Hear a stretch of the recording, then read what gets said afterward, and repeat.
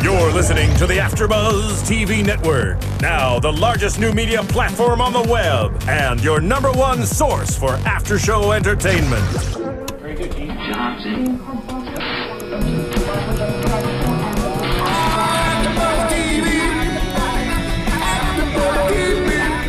From the AFTERBUZZ Studios in Los Angeles, California, presented by Maria Menounos and streaming live thanks to Akamai Technologies, this is AFTERBUZZ TV's MasterChef After Show.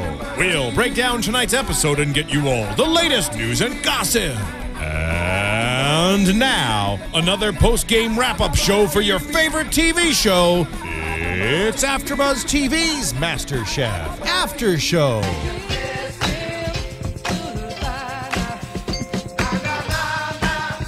Oh, yeah. Goodbye. Oh, you know, we're sad, but we're also kind of upbeat about it.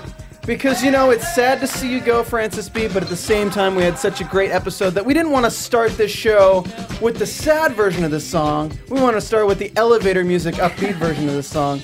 So, thank you for tuning in. You, of course, are listening here to the MasterChef After Show here at AfterBuzz TV. This is Season 5, Episode 7, Top 15 Compete. I am Stephen Lemieux, joined here by my amazing co-host, Traci Propst. Hi, guys. What's up? And you may have seen him last week on his first episode of the After Show, but he will be with us for the rest of the season. Our new co-host, Zach Wilson. Hey guys, thanks for tuning in. You may remember him from such after shows as Helix and Dominion and other things that you've been seeing him around on AfterBuzz. So we're excited to have him along on the panel.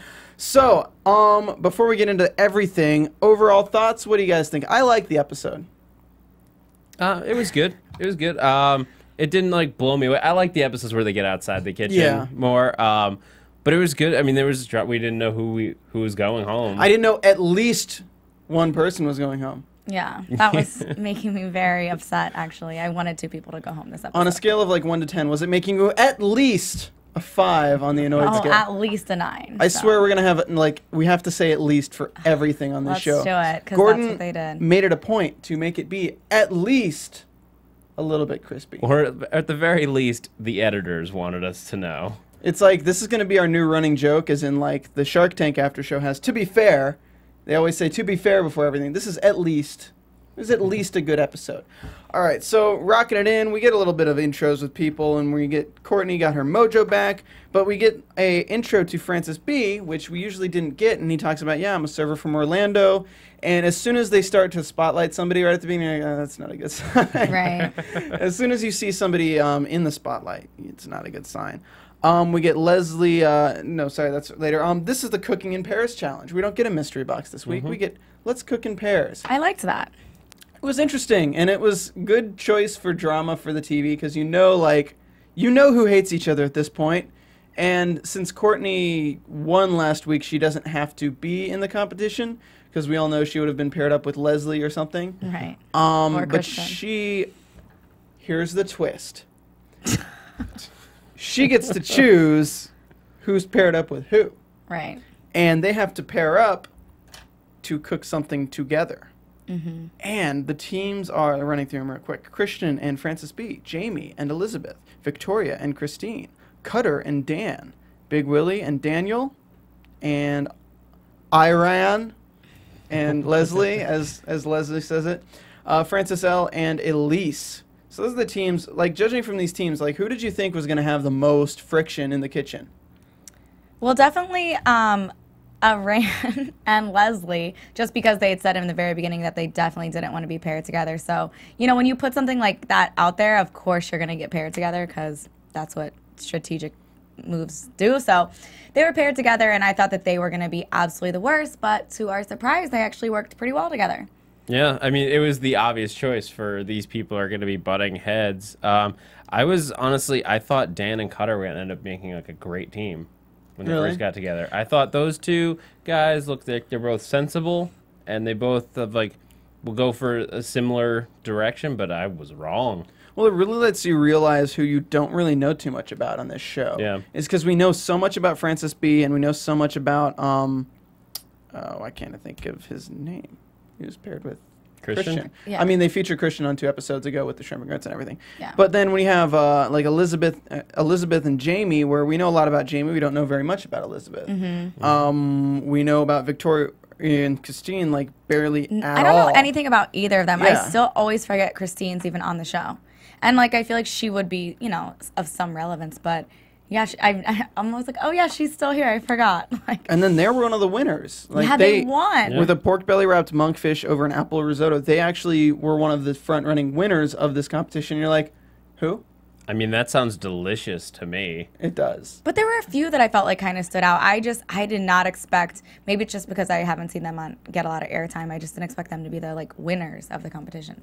All right, well, going from this, the teams, the goal of the challenge is they have to cook surf and turf because they want to take 2 things that are of opposite melodies and put them together in a perfect harmony, and that's what the teams need to accomplish. So they have 5 minutes in the pantry of the MasterChef kitchen.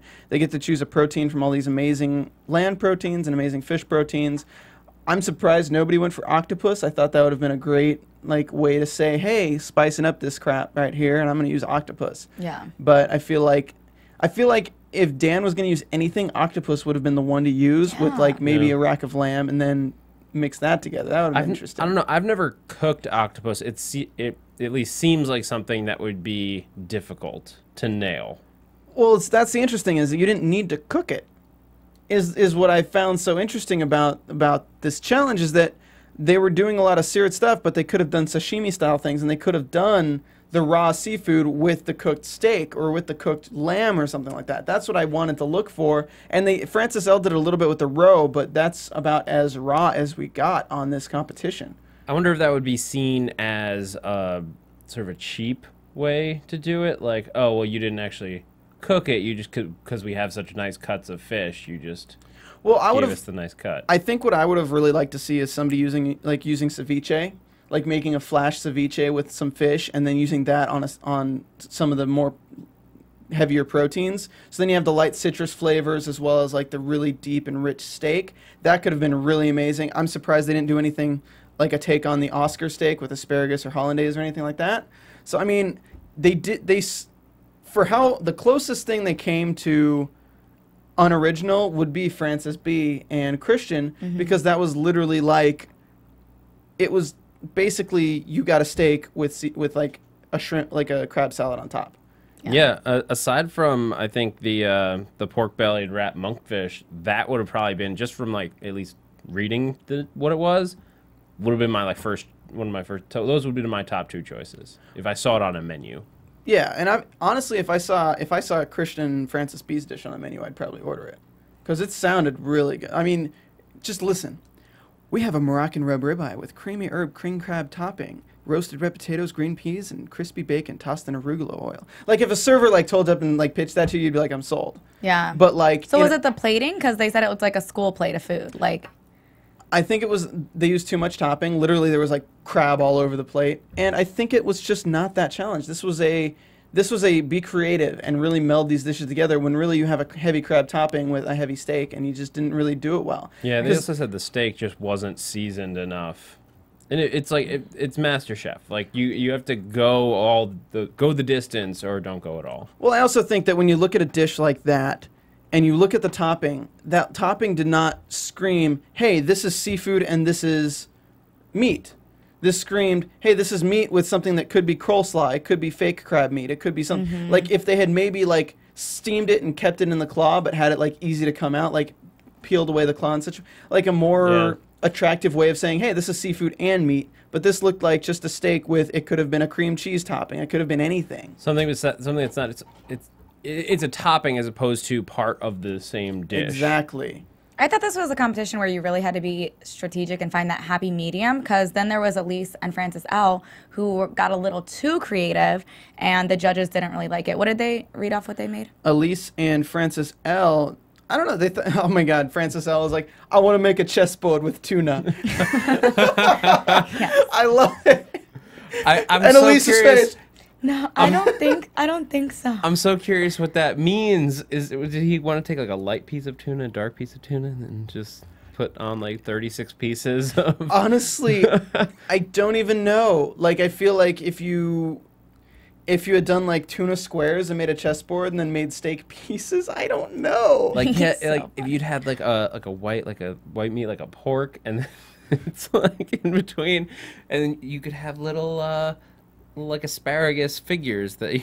Oh my god! You know that sounds like something amazing. That like if you're really gonna do it, but do it for like that sounds like an amazing concept for like hors d'oeuvres. Like you're making a party. Hey guys, it's the chess championships. Right. Let's make seared tuna chessboard, and you can take them off like each piece at a time and eat them.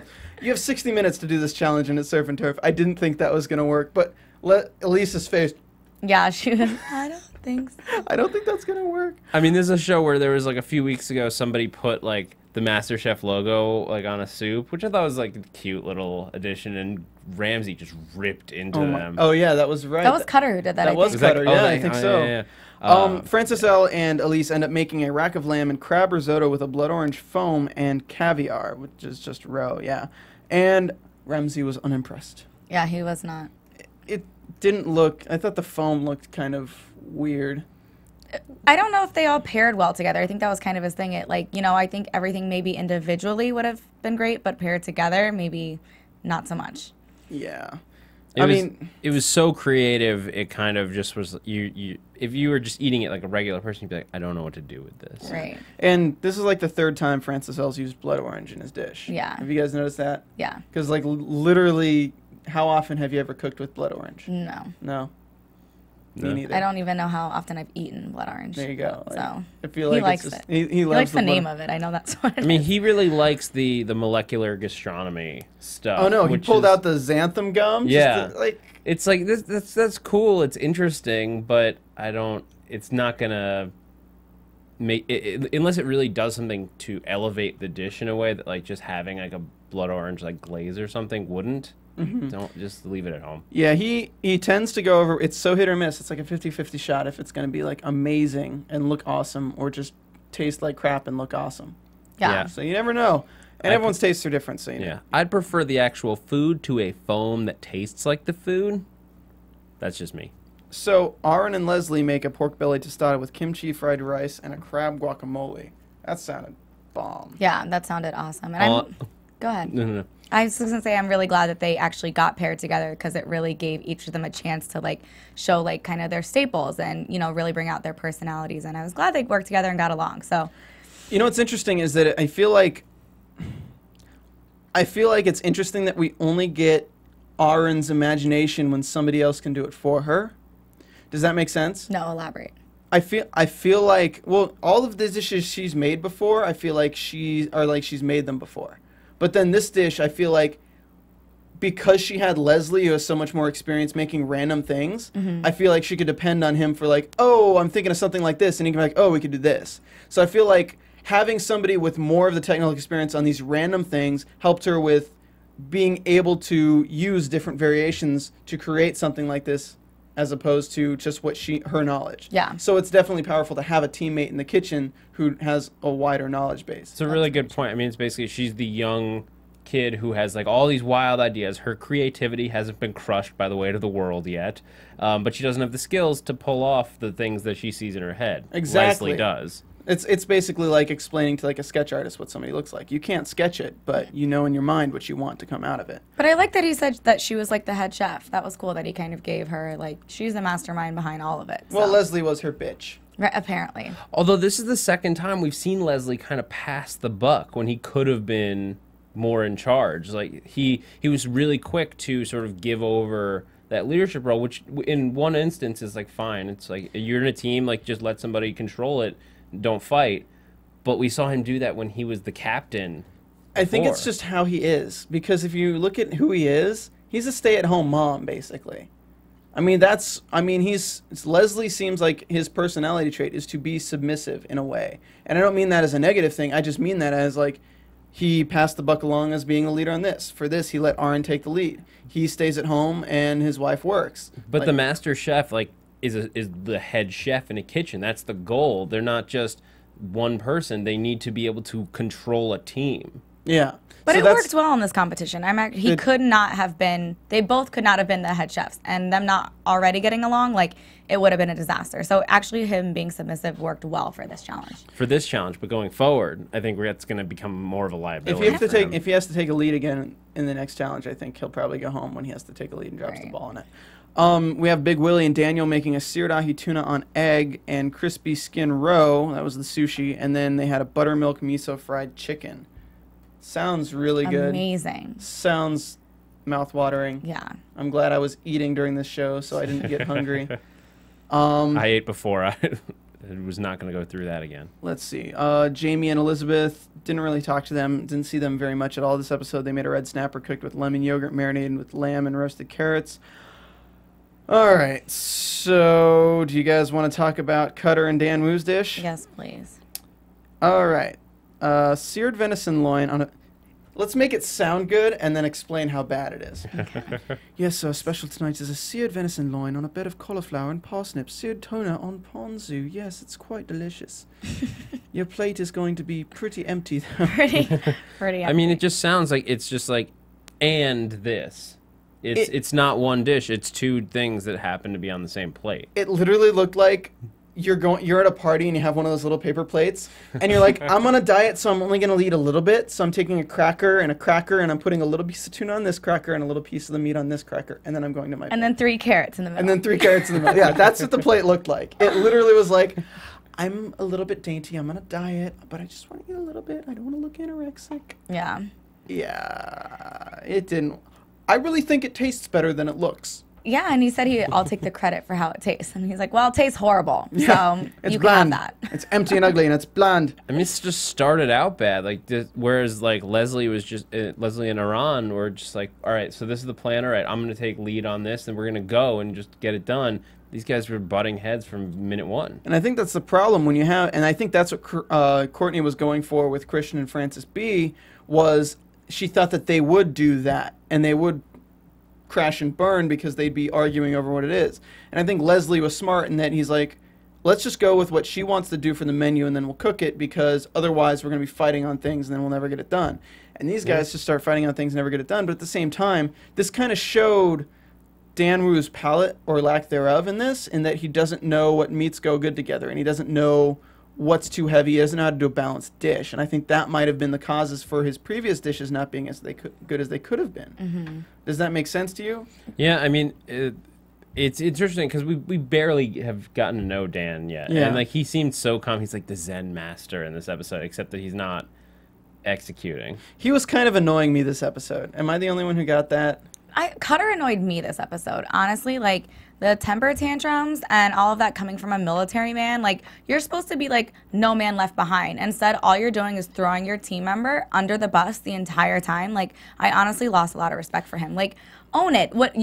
Was he in the pantry by himself? Like, Dan was the only one in the pantry? Like, no, you were there too, and you could have grabbed just as many supplies. So don't, like, throw him under the bus like he's the one who ruined everything. And I just lost a lot of respect for him. I thought that was a very immature thing to do. Yeah, but at the same time, I look at that and I'm like, at least Cutter gives a crap.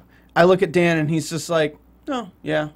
I just don't think he was going to argue. Like, have you ever been on a school project where one person doesn't doing care? more? No, not even just doing more, just one person doesn't care and one person cares too much.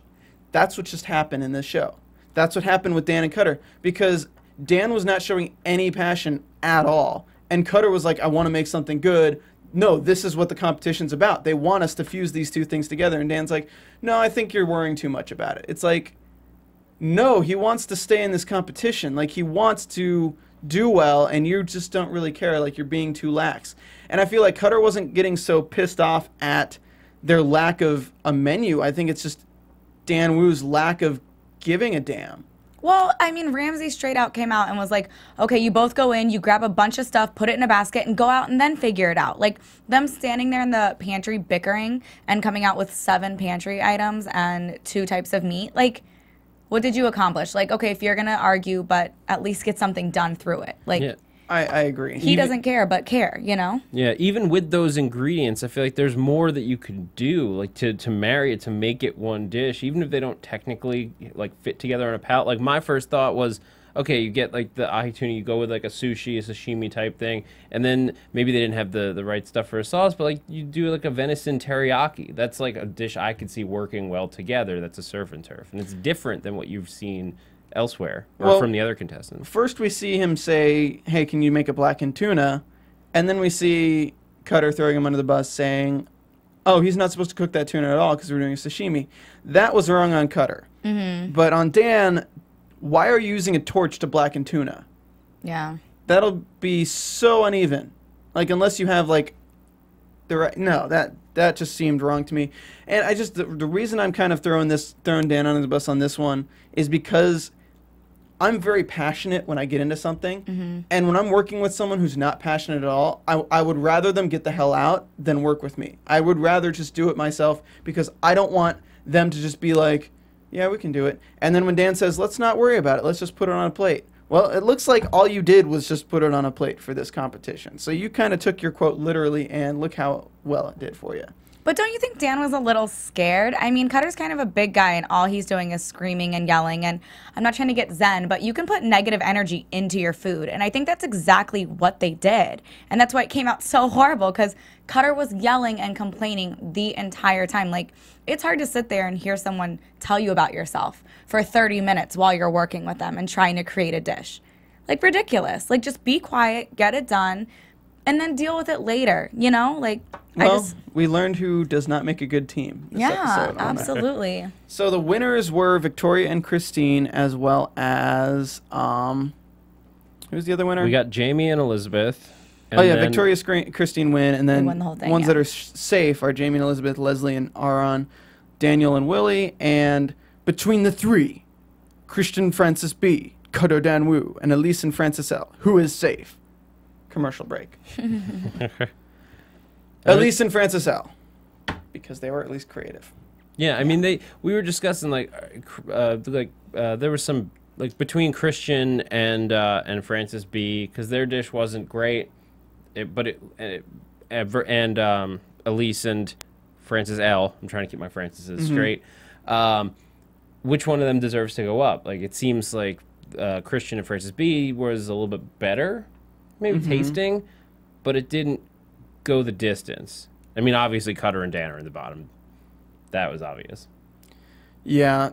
Well, I don't know. You'd have to taste the dishes to really know. Yeah, I mean, yeah. I guess just from a watching it standpoint, like, at least Elise and Francis L.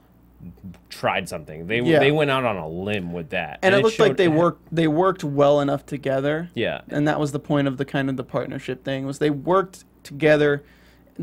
Joe did kind of give a dig to Elise. It's like, oh, are you doing the onions? Is that why you're making them 10 times bigger than they need to be? Right. Got it. Good. Yeah, but at least, and there was like some finesse in there. Like, you saw skills, even if it wasn't perfect. Yeah. So I'll give them to that. So the pressure test is not a team challenge. The two teams have to split up and become 4 people of their own volition to create. And I loved Ramsey's speech. This is America. So we're going to make spring rolls. What? Yes, perfect sense. A British man saying this is America about a Chinese food. Happy 4th of July. This is America. Make spring rolls. So they give him flour, eggs, vegetables, hoisin sauce, soy sauce, togarashi, and mirin and plum sauce. And they have to make spring rolls. So it's Christian, Francis B, Cutter, and Dan Wu. Coming out of this, you really think Dan Wu is going to knock it out of the park, because he's Chinese. He lived in China. Spring rolls are technically Thai, but still, I mean, you'd think he'd know something similar. And it's something, like, of all of them, he's the only one that was like, oh yeah, I've made this before a bunch of times. And he used the pasta roller, which I thought was a good technique to try to thin out the dough, and everyone was like, oh, I didn't even think of that. So I was like, he has his, like, moves. So yeah, and like, I thought he'd do super well. And it looked like his sauce did look really good. So the sauce actually did come out really well. Christian was having a little bit of trouble, and Joe was like intimidating him like for a good 30 seconds. Like, you know, I'm not putting it into the sauce. I'm putting it in the trash again if it's not good. Right. It's like, dude, just let me cook. Leave me the hell alone. But they said he was the most confident, though. I like that. They're like, Christian's the only one who actually looks like he knows what he's doing. Like, I was like, that's awesome. Shows his confidence. I think Francis B was the best setup for success in watching him cook, because honestly, him using the glass noodles, and you saw how he used the bean sprouts and he like put the thing together. I thought his were going to be the best until he just didn't leave them in the fryer long enough, and then he decided to try to crisp them in a pan with oil. It looked like he just didn't turn on his fryer early enough. I think that might have been it. The oil might not have been hot enough, but the pan thing. The reason you don't cook it a second time is because when you're frying something like that in a fryer, it's free floating, and it has a chance for all the aeration in the dough to pop and like blow the dough out and create that crispiness, create that fluffiness. But then when you take it out of that, it wants to settle and harden in that crispiness. But then if you're going to completely saturate it again, not floating in pressure this time on a pan with cold, it's just going to absorb everything as opposed to become light and airy in the dough. Yeah, I think the pan was basically his like, oh no, it's not going to cook in time. I'm going to either serve them something that's not cooked or serve them something that's cooked wrong. Yeah. And I think that's inevitably, I think that's what ended up setting him home. The only way he could have saved himself was to put him back on the fryer and just cook him in the fryer for as long as possible and take them out right at the end and like try to get as much grease off him as he could. The pan killed him though. But other than that, they looked really good. His sauce was goopy. He didn't do very well. Let's see. Cutter, bell pepper, carrot, mushroom, and bok choy, lemongrass, mint infused plum sauce. Basically, his were just no filling. They were all dough. And Joe totally burns him hardcore, where he's like, I just don't work as a team. Well, sometimes you don't work very well on your own. Yeah. See, he should have gone home. I'm sorry. He got 2 X's. He's already been kind of like sketch in this competition anyway. I was ready to see him go, honestly. I don't like complainers in the show. Yeah. And he was complaining a lot today. Because like we see people who screw over other people earlier in the episodes, like other episodes. And they're like, yeah, and they say stuff under their breath. Like Jamie would be like, well, if I had a third one. But this was straight up, Dan Wu made me lose. I can't rhyme with lose. I'm Cutter. Yeah. There. He's going to go home and drink some booze until he feels better. Because he's Cutter. Yeah. There you go. Yeah, high five All on right, that. there we go. Yeah. We're white, by the way. Yeah. But it just, I guess... what it was, it's like Cutter. We boil it down to the competition to like he was complaining a lot, like he's being kind of a dick. It has to come down to the food, and it's like the food and the technique, like the cooking skills that went into it. And I think that's really Cutter didn't do great, but did he show less professionalism? I don't know. I think he did a little bit, and I think that he made one of the biggest mistakes you can make when you're making anything that you fry that contains things on the inside, is you didn't seal it. Yeah. So when it opens in the fryer, that's not because, oh my God, the fryer made it open in the fryer. That's because you prepped it wrong. Right. You should realize you're literally putting a food bag, you're putting food in a edible bag and sealing it to fry it. That is basically what an egg roll is, or any dumpling for that matter. You're putting food in something edible and frying that together so it becomes a layered edible deliciousness. Have you guys ever had what is that called? I'll think of it later. It's where you go and you have like shumai and you have all the dumplings and things like that. Dim sum.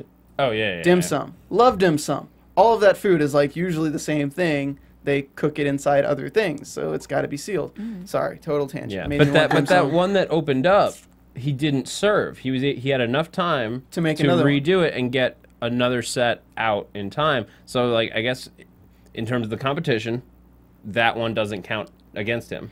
It does though. He had nothing inside the other ones. It was like nothing. Even then, it didn't look like they were crispy. Yeah, they were doughy. So instead of focusing on cooking those other ones as long as they need to be, he was freaking out about that one and not paying as much attention to making them golden brown and crispy. And I think if he had made a solid egg roll, like a really good one, like 5 really good egg rolls with a good sauce, that would have been better than freaking out about the one he was missing. Yeah. Well, would it? If he didn't deliver, if you're, I guess this is the question, at a restaurant, if you're out at a restaurant and you order 6 egg rolls. That's true. They might have just thrown him out for that, or too. 6 spring rolls. He only delivers 5. I feel like that's enough that he's just disqualified. Because the The rules. The challenge was 6 spring rolls in 60 minutes. True. I don't know though. I don't know. It's hard. It's hard to decide what the judges would do because they're always so tedious with that. Because they were going to send home at least one person tonight. Right. But even with the donut challenge, somebody had 16 in a box of dozen, and they weren't like, we asked for a dozen. Like, I don't know if they're so locked on the number rather than the product. And he had no sauce. They were like, oh, this has enough for what is this? Yeah. Yeah. Although, in fairness, if you ordered at a restaurant and you got 4 more than you ordered, you're Yay! like, this But is great. they're not even cooked. It's like when you go to like In-N-Out and you get an onion ring in your French fries. Guys, I'm hating on Cutter this episode. I'm sorry. Like, Yeah, you really are. You guys can't say anything to me, So me otherwise. Let's cut out Cutter right now and go to Dan Wu. Dan Wu, I forgot everything that was in it: vermicelli, water chestnuts, mushrooms, soy, sriracha, and his sauce was soy sauce, sriracha, ponzu, mirin, and plum sauce. Of course, because he knows all these Asian flavors go well together. Hoisin sauce is he's basically making his own hoisin sauce and a spicy one with the ponzu. Because ponzu is very tangy. It's got that like bite to it. It's vinegary. And then mirin is like a wine sauce. So that sounds like a good sauce. His spring rolls don't sound all right. And it was just too much casing. Literally, he didn't have any filling in them. And they looked good. They looked amazing. Yeah, they did look good. But there was nothing to them. Like if I got spring rolls and it was like nothing but dough, I'd be pissed.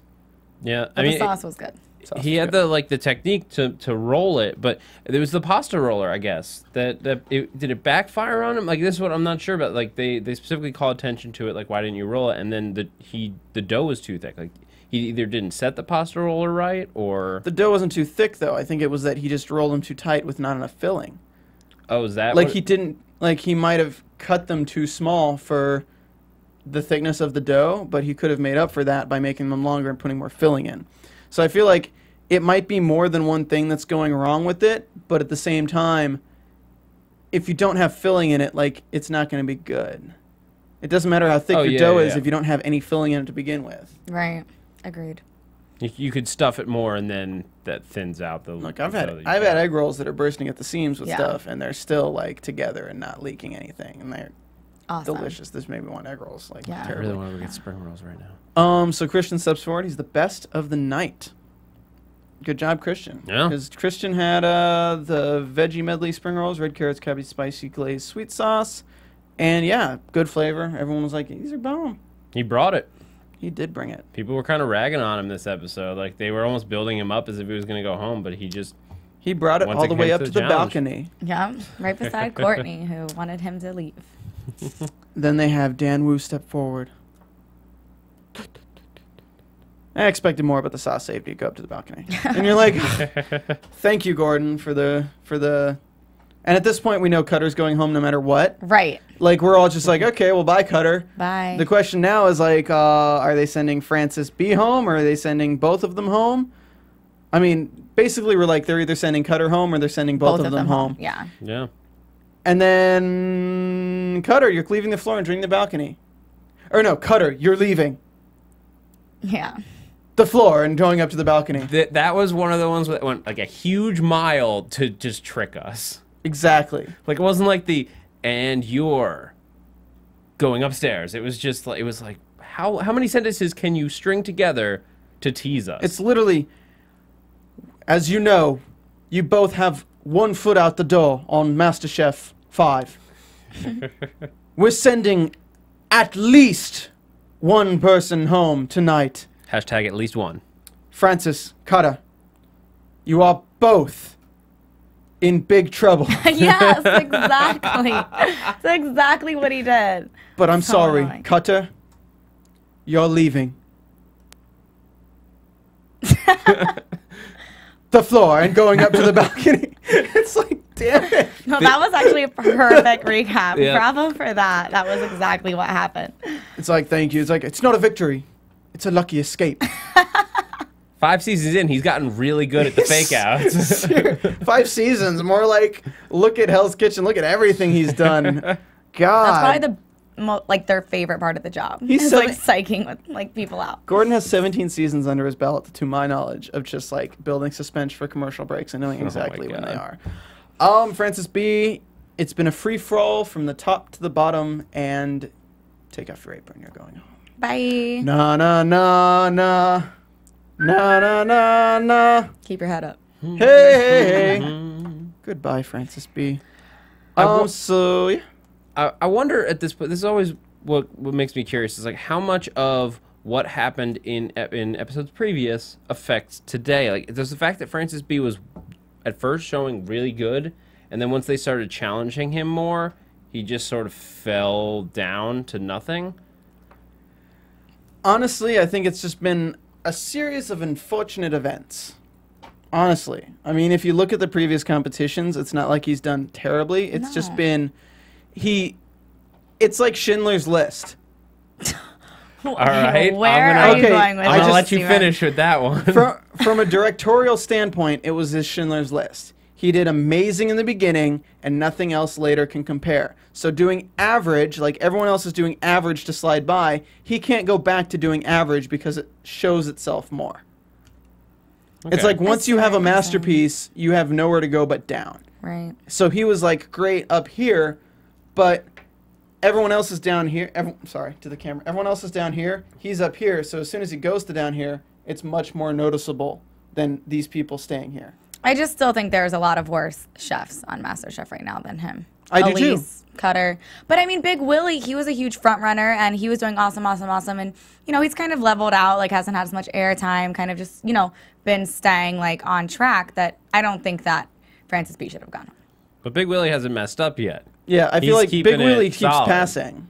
So he's just not being featured as much, but he's still... Yeah, I guess you're right. And his foods look like pretty good. It's not like anything's look bad. They're really setting Courtney up for a huge fall, though. Like, they're really... Like, the episode she goes home, like, I feel like she's going to go insane and really mess stuff up. We like her a little bit too much right now. I think we like her a little bit more because she looks like Joy Sajuri, who we do shows with here. It's so like looks weird. exactly like one of our other hosts at AfterBuzz TV, but at the same time she's cool. So I'm like, it was that, and like when they introduced her just being producer's dream girl. I was it was just like the character's shoes. Fun.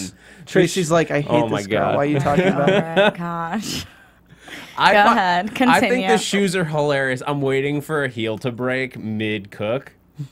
Oh god, that'd be terrible. Like you're holding like a pan of oil and like the heel breaks. Well, that's some Final Destination crap right there. Oh, I was more. Well, they always have that like episode where somebody cuts their hand and like they have to go to like the medic halfway through the competition, and it's like they have to get gloves on and do this whole thing. It's like, will they finish in time? And for her, it's gonna be a broken ankle from her heels. That would be terrible. Okay, well, that covers the episode. Should we get into predictions? Let's do it. And now, your AfterBuzz TV predictions. So in the previews, we see that they have to work in a shiny diner setting, as well as like American Classico food, and also red velvet cake. What do you guys think? Who's going to do poorly in the diner setting, and who's going to do poorly at the cake? Leslie and Iran are both going to do bad in the dining room. The diner? The diner. Oh, dude, I think Leslie's going to kill it. You think? It's literally breakfast food. Like, you think a stay-at-home dad doesn't know how to make breakfast food? He knows how to make breakfast food for 5 people. Now do it rapid fire. That's true. Yeah. Like your finesse on the flat top, yeah. Your finesse goes out the window when you have to supervise 10 different orders that are all a little bit different. That's true. I agree. I don't think Leslie's going to do well in this competition. I think that Big Willie and Courtney are probably going to kill it. I think Christian and Big Willie are going to be the front runners next episode. Christian. I think for the red velvet cake, I'm seeing Jamie go home. Is that terrible? Yeah. The baker, really? And I'm seeing her go home on red velvet cake. No way. Elise. I mean, she does seem to, as much as like she was introduced to us as the pie lady, she seems to have messed up every pie that they've put in front of her. Well, at the diner they serve pie, so if Elise, oh my God, what if Elise goes home during the diner? She messes up another pie. And then and then Jamie gets sent home for the red velvet cake because she has that stigma that she has to be up here with her baker dudes, and then it's not gonna fall. It's gonna fall flat. Interesting. The suspense. Dun dun dun dun. It's very. That'd be crazy if they sent 2 people home at different times. They will. in the 2 people will go home next week. Because we haven't seen that. At least 2 people will go home next. Because we haven't seen that since the first episode where they just sent people home at random times during the show. Yeah. But I like that. Yeah, me I like too. the fact It that you're makes it never more safe. Suspenseful. And they just did it 2 weeks ago on Hell's Kitchen, where midway through the service, he's like, go home. You're done. Right. Bye. They've been saying it too much not to, at least in the next few At least. episodes. Okay, the next episode, or I'm over it. I'm going to call up Joe. You're going to call it Tell Joe? him what it is. Yeah, I will. Big Willie, you must at least make 2 of your competitors go home. At least. Or we will not be satisfied. Seriously, we're gonna be angry after show hosts. Yeah. Not really. We're just gonna watch and we're still gonna cover the show. But that has been the show, actually. Thank you for watching. This has been AfterBuzz TV's after show for MasterChef Season 5, Episode 7. 15 chefs compete. I have been your host for the evening, Stephen Lemieux. You can find me on Twitter at Stephen Lemieux, StephenLemieux. Check out my Twitter, where we just tweeted out an Instagram video of me prepping for the MasterChef after show by flipping a 7-egg omelet in one go in the pan. It was very impressive. Check that out on Instagram at SRLemieux, SRLemieux. Where can we find you, Zach? You guys can find me on Twitter at @ZachWilson, ThatZachWilson. And also here at AfterBuzz, I'm doing the Dominion show right now, Leftovers, and starting up The Strain in a few weeks. And Tracy? You guys can find me on Twitter at TRACIABTV or on Instagram at TRACIPRO. All right, thanks so much for joining us again for this week's MasterChef After Show. We will be back next Monday at 9 p.m. Pacific Time. If you want to watch live at AfterBuzzTV.com. See you then. From executive producers Maria Menounos, Kevin Undergaro, Phil Svitek, and the entire AfterBuzz TV staff, we would like to thank you for listening to the AfterBuzz TV network. To watch or listen to other after shows and post comments or questions, be sure to visit AfterBuzzTV.com. I'm Sir Richard Wentworth, and this has been a presentation of AfterBuzz TV. Buzz you later. The views expressed herein are those of the hosts only and do not necessarily reflect the views of AfterBuzz TV or its owners or principals. Thank you for watching AfterBuzz TV on YouTube. For more of your favorite after shows and interviews, subscribe to our channel here, and be sure to share your opinion on the episode in the comment section below here. We'd love to see what you guys are buzzing about. Thanks again. Buzz you later.